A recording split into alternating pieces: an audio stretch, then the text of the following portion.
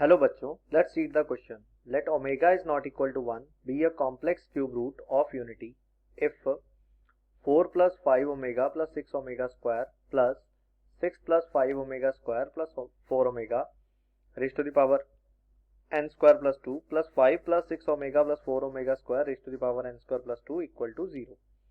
If n belongs to natural number, then n belongs to 1 plus 100, then number of values of n is.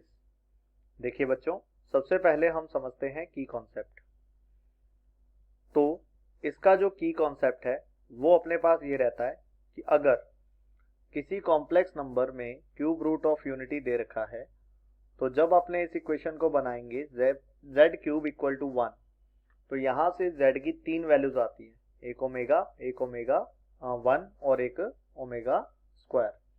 तो इन तीनों के लिए हमारे पास क्या रहता है कि 1 प्लस ओमेगा स्क्वायर करेंगे तो 0 आता है, और अगर आप ओमेगा क्यूब करेंगे तो 1 आता है।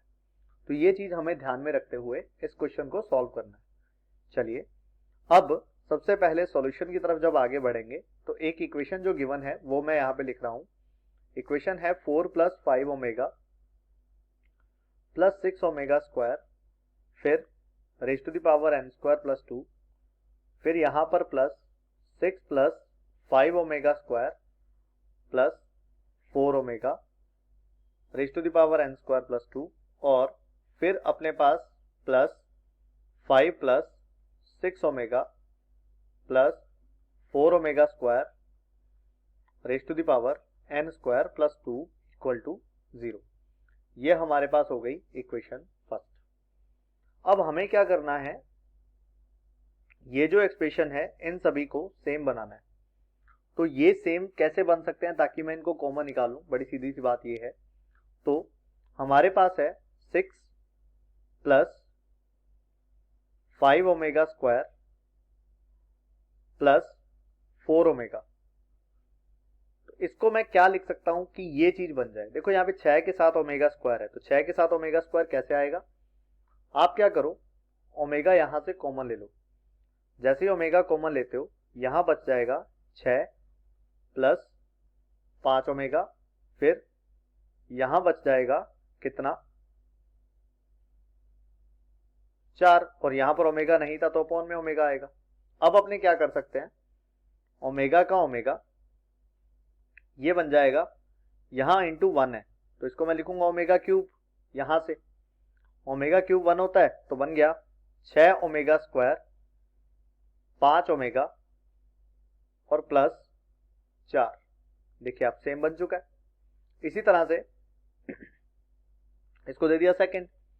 अब थर्ड वाला जो है ये वाला कंपोनेंट, यहां पर क्या चीज है, देखो 5 है प्लस 6 ओमेगा है प्लस 4 ओमेगा स्क्वायर है। तो मुझे क्या करना है, मुझे 6 ओमेगा स्क्वायर चाहिए। तो मैं कुछ ऐसा करूं कि यहां पर 6 ओमेगा स्क्वायर बन जाए। तो कैसे बनेगा, आप यहां से ओमेगा स्क्वायर कॉमन निकाल लीजिए। जैसे कॉमन निकालेंगे तो बचेगा 5 और नीचे ओमेगा स्क्वायर, फिर यहां क्या बचेगा 6 ओमेगा और यहां क्या बचेगा 4।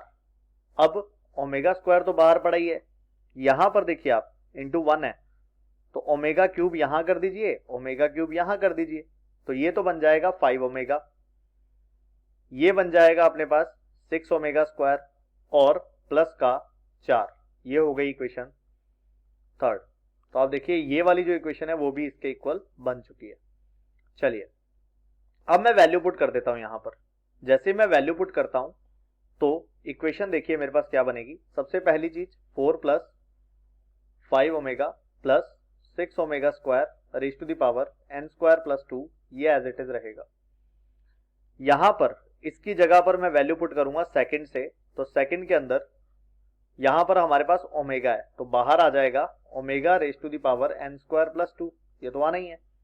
और इसकी जगह पर अपने पास आ जाएगा 6 omega square plus 5 omega plus 4 raise to the power कितना, रेज टू द पावर अपने पास आ जाएगा n स्क्वायर प्लस 2 प्लस तीसरा स्टेप पे आओ। तीसरे स्टेप में ये वाली जो वैल्यू है वो यहां पर रखेंगे तो बन जाएगा कितना, omega raise to the power 2 n square plus 4, और यहाँ क्या ये वाली जो वैल्यू है इसकी पावर हो जाएगी 5 omega plus 6 omega square plus 4 raise to the power n square plus 2 equal to 0। अब यहां से मैं क्या करता हूं, ये जो 4 plus 5 omega plus 6 omega square raise to the power n square plus 2 है, इसको मैं निकाल देता हूं कॉमन, और अंदर हमारे पास यहां बच जाएगा 1, यहां बच जाएगा omega raise to the power n square plus 2, और यहां आ जाएगा omega raise to the power 2 n square plus 4 और इक्वल टू 0। अब ये तो 0 हो नहीं सकता, ठीक है ना, तो 0 क्या वैल्यू होगी, 0 अपने पास वैल्यू आएगी ये वाली, ठीक है। तो 1 plus omega raise to the power n square plus 2 plus omega raise to the power 2 n square plus 4 equal to कितना, 0। मतलब अब क्या हुआ, यहां पर ये जो n है, देखिए अगर मैं इस पूरे को 3 का मल्टीपल लेता हूं तो आपको पता है ओमेगा 3 1 होता है, ये पूरा भी 3 का मल्टीपल आएगा तो ओमेगा 3 1 होता है, तो इसका मतलब ये दोनों 3 के मल्टीपल नहीं हो सकते, ठीक है। तो अपने बात करते हैं सिर्फ n की, तो मैं लेट करता हूं, let n is equal to 3k, और मैं आपको इसको वेरीफाई करके दिखा देता हूं। यहां पर n इक्वल टू 3k है, जब आप यहां से n स्क्वायर फाइंड करोगे वो बनेगा 9k स्क्वायर।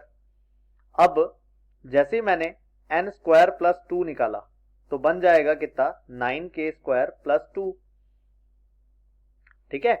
और इसी तरह से यहां पर भी अपने यही वाली वैल्यू पुट करेंगे तो देखो ये इक्वेशन क्या बनी, ये बन जाएगी 1 प्लस ओमेगा, और n स्क्वायर की जगह पर अपने पुट करते हैं कितना, 9k स्क्वायर, या फिर मैं पूरी वैल्यू की जगह पर क्या पुट कर देता हूं, 9k स्क्वायर प्लस 2।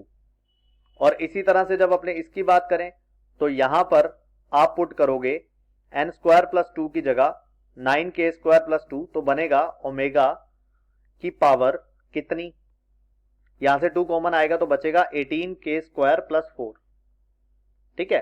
अब देखो ओमेगा की पावर जो 3 है वो तो अपने जब करेंगे सॉल्व तो 1 आएगा, तो ये बच जाएगा 1 plus omega square plus omega की पावर 4, 4 को मैं लिखूंगा 3 प्लस 1, तो 3 तो 1 हो गया, यहां बचेगा ओमेगा, और इसकी वैल्यू कितनी होती है, 0। तो कुल मिलाकर बात यह है कि n की वैल्यू आएगी 3k, ठीक है।